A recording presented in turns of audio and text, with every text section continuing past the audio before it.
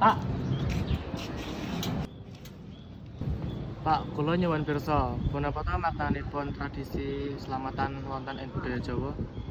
Ngene nang tak kandhani, upacara kuwi tradisi kanggo ndongakake supaya uripe slamet, ora ana bahaya utawa cilaka.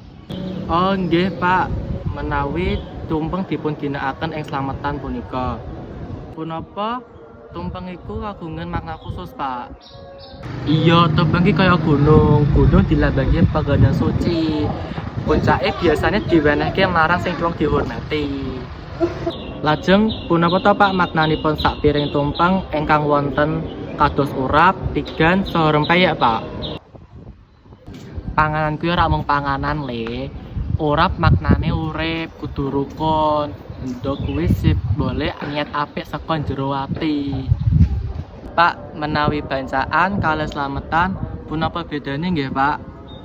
Ngene tak kandhani bedane bancaan karo slametan. Bancaan kuwi biasane luwih sederhana. Slametan kuwi biasane ana tujuan tertentu. Oh, makaten nggih, Pak. Kula saged dipun wilangaken tradisi Jawi. Ya mesti iso le. Bapak seneng nek kowe gelem sinau budaya Jawa, aja isin takon. Kula ngraos bangga dados tiyang Jawi, Pak. Kula kepengin nglestarikaken kabudayaan punika supados boten sirna, Pak.